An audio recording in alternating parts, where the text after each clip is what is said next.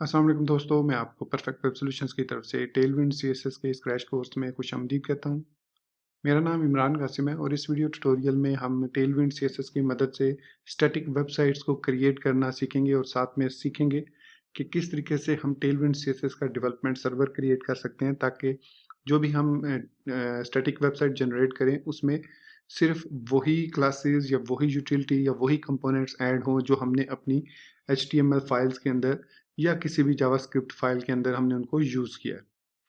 Tailwind CSS already काफ़ी सारे famous framework like Laravel, Vue.js और इसके अलावा React.js को सपोर्ट करती है, या मुख्तलिफ servers like webpack server, parcel server और इसके अलावा एक बहुत ही सिंपल वेब सर्वर है जो कि हम टेलविंड सीएसएस के साथ इंस्टॉल करके टेलविंड सीएसएस को as a development server setup करते हैं और उसके बाद अपनी जो भी वेबसाइट क्रिएट करनी हो यूजिंग HTML वो क्रिएट कर सकते हैं नहायत ही आसानी से। जैसे जैसे हम चेंजेस करते जाएंगे उस फाइल के अंदर, वैसे वैसे वो सर्वर जो है वो ऑटोमेटिकली चेंजेस को अपडेट करेगा। हमें बार बार पेज को रिफ्रेश करना नहीं पड़ेगा, जैसे कि हमने प्रीवियस दो जो टेलविंड सीएसएस के कोर्स थे या क्रैश कोर्सेज थे उसमें हमने देखा कि हमें बार बार फाइल्स को जनरेट करना पड़ता था। लेकिन इस वक्त जब हम डेवलपमेंट सर्वर सेटअप कर लेंगे तो उसके बाद इसकी हमें ज़रूरत नहीं पड़ेगी। तो मैं उम्मीद करता हूँ कि आप मेरे इस वीडियो ट्यूटोरियल को एंड तक देखेंगे और इसको लाइक भी करेंगे। इसके अलावा अगर आप हमारे इस चैनल परफेक्ट वेब सॉल्यूशंस पर न्यू हैं तो इसको सब्सक्राइब करते हुए साथ में मौजूद बेल के आइकन को प्रेस करते हुए ऑल नोटिफिकेशंस को ऑन कर लीजिएगा, ताकि आने वाली वीडियो ट्यूटोरियल्स की अपडेट्स आपको मिलती रहें। Thank you very much. तो चलिए शुरू करते हैं आज के इस टेलविंड सीएसएस के क्रैश कोर्स को। टेलविंड सीएसएस के डेवलपमेंट सर्वर को सेटअप करने के लिए, ताकि हम अपने वेब पेजेस को क्रिएट कर सकें, इसके लिए सबसे पहले हमें क्या करना होगा, एक फोल्डर क्रिएट करना होगा जो कि मैं डेस्कटॉप पे क्रिएट करता हूं। तो नेविगेट करता हूं डेस्कटॉप पर, यहाँ पे मैं लिखता हूं mkdir टेलविंड डेवलपमेंट ट्यूटोरियल, ये मैंने जस्ट इसका नाम दे दिया। अब इस फोल्डर के अंदर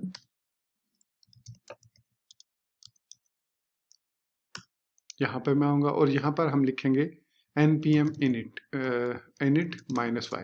अब npm init -y लिखने से पहले आपके सिस्टम में Node.js का इंस्टॉल होना बहुत ज़रूरी है। कोई सा भी Node.js का वर्जन जो लेटेस्ट हो और LTS हो उसको आप ज़रूर इंस्टॉल कीजिए अगर आपने npm कमांड को रन करना है। सो npm init -y लिखेंगे तो ये हमें एक package.json के नाम से एक फ़ाइल क्रिएट करके देगा। तो उस फाइल के अंदर अब हमने बाकी सारी इंस्टॉलेशन करनी है। तो यहाँ पर आप देख सकते हैं कि इसने हमें एक जेसन package.json विच सम डमी कंटेंट इंस्टॉल करके दे दिया, जिसमें मेन फाइल हमारी index.js है, जिसको हम डेफिनेटली यूज़ नहीं करेंगे। उसके बाद मैं इस फाइल को विजुअल स्टूडियो कोड में ओपन कर लेता हूँ। सो कोड डॉट लिख के मैं एंटर करता हूँ। तो यहाँ पर आप देख सकते हैं कि हमारे पास टेलविंड डेवलपमेंट जो ट्यूटोरियल है उसके अंदर एक package.json फाइल मौजूद है। इसको थोड़ा सा मैं जूम इन कर लेता हूँ।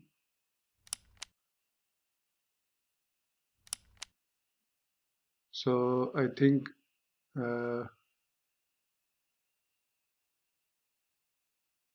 ये इनफ रहेगा आपको। अब package.json फाइल भी नज़र आ रही है और यहाँ पर अब हमने कुछ पैकेजेस को इंस्टॉल करना है। तो वापस टर्मिनल पर आएंगे हम और यहाँ पर अब जो पैकेजेस मैं इंस्टॉल करने जा रहा हूँ उनमें है सबसे पहले npm install -t करूँगा। मीट ये डेवलपमेंट पैकेजेस होंगे, लाइव सर्वर के लिए हमें इसकी ज़रूरत नहीं है, तो इसलिए इनको हम -d के साथ इंस्टॉल करेंगे।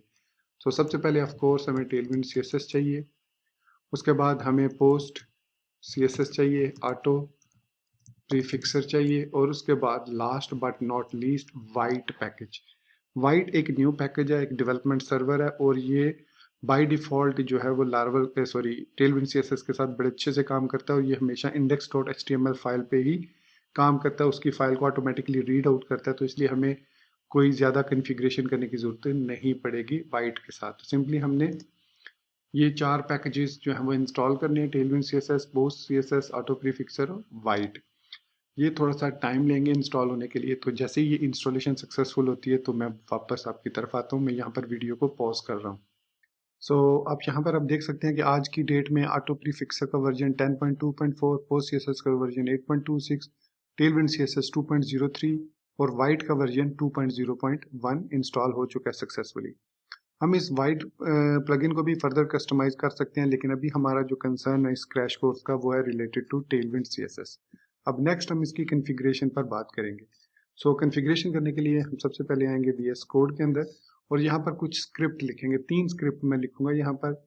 सबसे पहला जो स्क्रिप्ट होगा वो इनिट का होगा, जो कि टेलविंड सीएसएस इनिट के साथ उसकी कॉन्फ़िगरेशन फाइल्स को इनिट करेगा।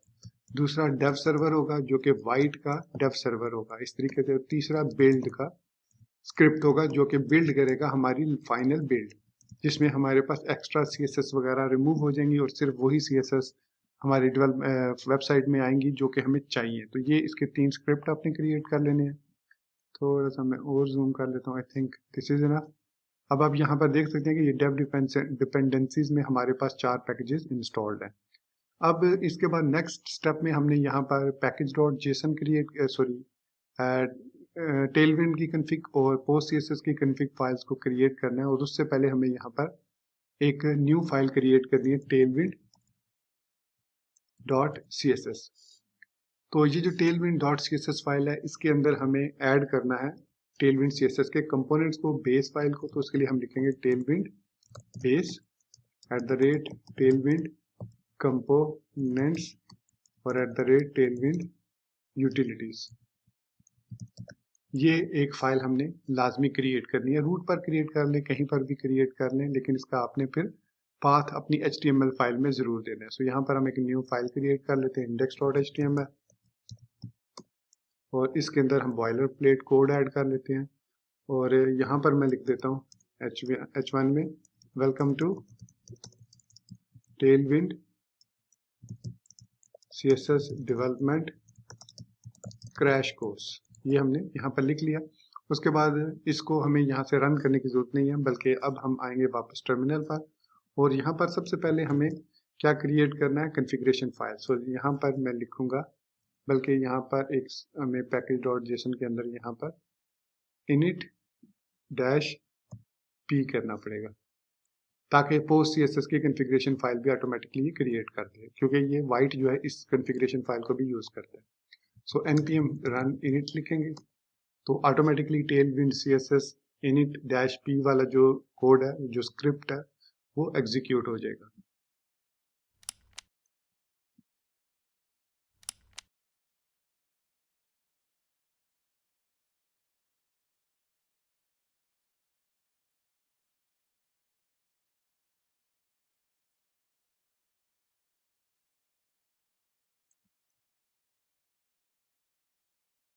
सो अब यहाँ पर आप देख सकते हैं कि टेलविंड CSS 2.0.3 ने हमें 2 फाइल्स क्रिएट करके दी हैं, एक tailwind.config.js और एक postcss.config.js। इसके बाद हमने क्या करना है, सिंपली हमने लिखना है npm run dev। अब जब हम npm run dev करेंगे तो जो dev वाला स्क्रिप्ट था हमारा, वो अब एग्जीक्यूट होगा, और उसके एग्जीक्यूट होने के बाद यहाँ पर वाइट जो है वो एग्जीक्यूट करेगा अपनी कमांड्स को, और जो index.html फाइल है अब वो हमारी डेवलपमेंट फाइल बन जाएगी, और हमें ये एक सर्वर क्रिएट करके, डेवलपमेंट सर्वर क्रिएट करके दे देगा। सो देख सकते हैं आप यहाँ पर सिंपल वाइट कमांड रन हुई है, कोई साथ यहाँ पर ऑप्शन नहीं है, लेकिन जो स्क्रिप्ट बिल्ड किया उसके साथ मैंने वाइट बिल्ड लिखा है, ताकि हम फाइनल जब अपना वेब पेज क्रिएट कर लें तो उसके लिए हम उसको रन कर सकें। तो इसने हमें एक लोकल और एक नेटवर्क बेस्ड जो है वो URL बना के दे दी। अब हम वापस आएंगे अपने ब्राउजर के अंदर, बल्कि VS कोड के अंदर आता हूँ मैं, और VS कोड के साथ मैं यहाँ पर क्या करता हूँ, इसको राइट साइड पर अलाइन कर देता हूँ, बल्कि ये ऑलरेडी मैक्सिमाइज्ड है। यहाँ पर हमारे पास ब्राउजर भी ओपन होगा, ये ब्राउजर, इसके अंदर अब यहाँ पर मैं लिखता हूँ लोकल होस्ट 3000। तो देखिए ये हमारा जो डिफॉल्ट पेज है ये सक्सेसफुली ओपन हो चुका है। अब ये जो पेज है, ये जैसे ही मैं यहाँ पर इस CSS फाइल को ऐड करूंगा, इस tailwind.css को किस तरीके से ऐड करना है, आपने सिंपली अपने लिंक स्क्रिप्ट को ऐड करना है और यहाँ पर लिखना है /tailwind.css। सिर्फ आपने इतना लिखना है, और ये रन टाइम पर जो वाइट है वो इसको कंपाइल करेगा टेलविंड CSS को, और ऑटोमेटिकली हमें एक फाइल जनरेट करके देगा, जो यहाँ पर आपको नजर तो नहीं आएगी क्योंकि वो टेम्परेरी फाइल होगी। वो जब तक हम डेवलपमेंट फेज में रहेंगे वो क्रिएट होती रहेगी, रिमूव होती रहेगी। फिर जब हम अपनी वेबसाइट क्रिएट कर लेंगे तो उसके बाद हम अपनी फाइनल बिल्ड क्रिएट करेंगे। तो इसके बाद हम वापस आते हैं इसमें सर्वर पर। तो देखिए ये सर्वर अब दोबारा से रिफ्रेश हो रहा है और उसके बाद यहाँ पर अगर आप देखें तो उसने हमें कहा कि जी page reload index dot HTML, automatically उसने पेज को रीलोड कर दिया। अब रीलोड होने के बाद जब ये दोबारा हमारा पेज रिफ्रेश होगा, कंपाइल होंगी सारी फाइल्स, सॉरी टेलविंड CSS की कॉन्फ़िगरेशन, तो हमारे पास डिफ़ॉल्ट टेलविंड CSS का ये वाला कोड इस तरीके से लिखा हुआ आ गया है। तो इसका मतलब है कि इस पर रीसेट CSS और नॉर्मलाइज CSS और कुछ जो टेलविंड CSS की यूटिलिटी क्लासेस हैं या बेस क्लासेस हैं वो अप्लाई हो चुकी हैं। और अब हमारी जो वेबसाइट है या वेब ऐप है, जो स्टैटिक वेबसाइट है, वो रेडी है डेवलपमेंट के लिए। और अब हम यहाँ पर index.php फाइल के अंदर, जो ये वाली फाइल है, इसके अंदर जो भी वेबसाइट क्रिएट करना चाहें हम आसानी से इसी को यूज़ करते हुए क्रिएट कर सकते हैं। यहाँ पर सपोज मैं क्लासेस कुछ ऐड करता हूँ, जैसे टेक्स्ट को मैं फॉर एक्सेल कर देता हूँ, टेक्स्ट को मैं सेंटर कर देता हूँ, उसके अलावा मैं और इसके साथ अपर केस कर देता हूँ इसको। उसके अलावा इसको मैं कलर देना चाह रहा हूँ या फॉन्ट बोल्ड कर देता हूँ। कलर इसको मैं देना चाह रहा हूँ टेक्स्ट वाइट, और इसका जो BG है वो मैं देना चाह रहा हूँ येलो 500। तो ये वो सारी यूटिलिटी क्लासेस हैं। जैसे ही मैंने ये ऐड की और वापस ब्राउज़र में आया तो ब्राउज़र ऑटोमेटिकली रिफ्रेश हुआ और हमारी जो क्लासेस हैं उस पर अप्लाई हो गई। उसके बाद मैं PY5 दे देता हूँ पैडिंग वर्टिकली, और अब आप यहाँ पर देख सकते हैं कि हमारी जो वेबसाइट है वो सक्सेसफुली क्रिएट हो चुकी है। सो इमेजिन कीजिए ये हमारी वेबसाइट है और हमने टेलविंड CSS को अब यहाँ पर इस्तेमाल करते हुए उसकी क्लासेस को यहाँ पर जितनी भी हमने फाइल्स हैं वो क्रिएट कर ली हैं। अब हमने इसको फाइनल बिल्ड करना है। सो डेवलपमेंट हमने क्रिएट कर लिया, वेब पेज अपना क्रिएट कर लिया है, तो अब हमने इसको रेंडर करना है फाइनल वर्जन के लिए। सो फाइनल वर्जन के लिए हमें यहाँ पर इस कमांड को अब रन करना होगा जो कि हमने क्रिएट किया बिल्ड वाली। सो सबसे पहले हम इस डेव कमांड को ब्रेक करेंगे। सो वापस टर्मिनल पर आते हैं और यहाँ पर मैं इसको Ctrl+C करता हूँ ताकि ये ब्रेक हो जाए। उसके बाद मैं यहाँ पर लिखूंगा npm run build। जब मैं npm run build लिखा मैंने तो ये अब वाइट बिल्ड वाली कमांड को रन करेगा और इसके बाद हमारी जो सारी फाइल्स हैं जो जो हमने CSS इस्तेमाल किया वो चेंज होगी। लेकिन अभी यहाँ पर देखिएगा एक वार्निंग आएगी हमें। वार्निंग ये है कि हमने अभी जो टेलविंड CSS की कॉन्फ़िग फाइल है उसमें ये नहीं बताया कि किन किन फाइल्स में से हमने क्लासेस को पर्ज करना है। सो यहाँ पर उसने कहा जी ट्रांसफॉर्मिंग index.html, लेकिन यहाँ पर कुछ वो वार्निंग्स देगा हमें।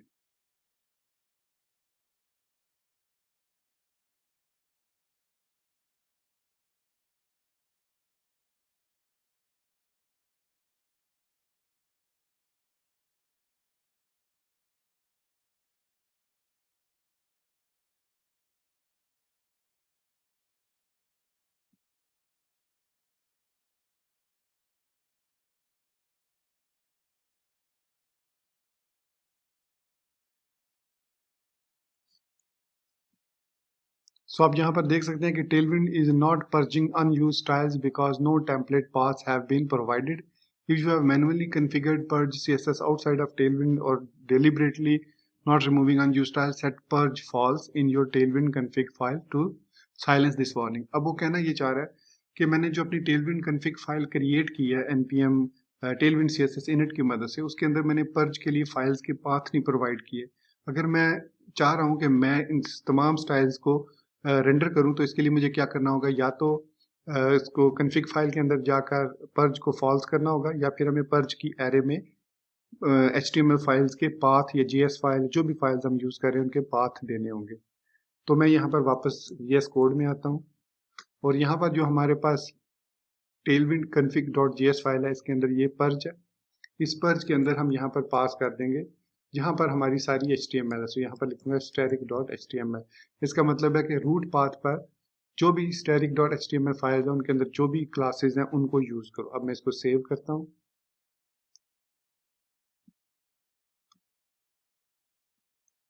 सेव करने के बाद वापस मैं टर्मिनल पर आता हूँ और इसको ब्रेक करते हैं और उसके बाद दोबारा इसको रन करते हैं। सो दोबारा मैं इसको रन करता हूँ। इस दफ़ा वो कोई भी वार्निंग नहीं देगा बल्कि एक डिस्ट का फोल्डर क्रिएट कर देगा और उस डिस्ट के फोल्डर के अंदर हमारी इंडेक्स फाइल भी होगी और हमारी जो भी CSS या JS फाइल्स होंगी वो सारी की सारी उसके अंदर वो वाइट का जो पैकेज है जो डेवलपमेंट सर्वर है वो ऑटोमेटिकली क्रिएट करके दे देगा।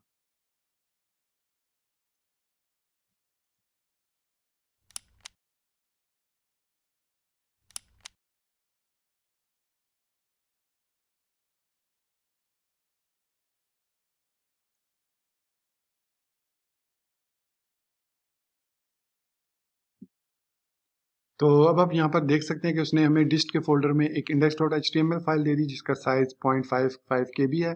फिर डिस्ट के फोल्डर में एसेट्स का एक फोल्डर क्रिएट किया और उसके अंदर index.js फाइल और index.css file with some random number दे दी। ये हम इसको फर्दर कस्टमाइज भी कर सकते हैं, ये जो नेमिंग कन्वेंशन है आप वैसे इसको चेंज भी कर सकते हैं, लेकिन ये जस्ट डिफॉल्ट कन्फिग्रेशन है। अब वाइट के लिए हम अलग से भी मैं क्रैश कोर्स बना दूंगा जिसमें वाइट की सारी कन्फिग्रेशन होगी। फिलहाल वापस आते हैं VS कोड में और यहाँ पर अब आपके पास डिस्ट का फोल्डर मौजूद है। इस डिस्ट के फोल्डर में ये हमारी इंडेक्स है। अब आप चाहें तो यहाँ पर इसको इस तरीके से भी कर सकते हैं, ये JS कर दिया, इसको CSS कर दिया और उसके बाद एसेट्स के अंदर से जाकर इनको यहाँ से आप रीनेम कर दें। बाय द वे हमें यहाँ पर इस JS फाइल की ज़रूरत नहीं है, इसमें सिंपल हमें CSS फाइल चाहिए जिसके अंदर सारी CSS मौजूद है। सो नॉर्मली हमें इस स्क्रिप्ट की ज़रूरत नहीं होती है जब हम स्टैटिक साइट्स डेवलप कर रहे होते हैं, तो इसको यहाँ से मैं रिमूव भी कर दूँ तो कोई फ़र्क नहीं पड़ेगा। ये हमारा डेवलपमेंट सर्वर है। सो मूव टू ट्रैश कर देते हैं इसको। अब इस index.html को अगर हम यहाँ से ओपन विद लाइव सर्वर करें तो ये अब एक और पोर्ट है जो लोकल होस्ट पे 5500 पोर्ट होगी उस पर ओपन होगा। तो यहाँ पर अब मैं अगर लोकल होस्ट 5500 लिख के एंटर करता हूँ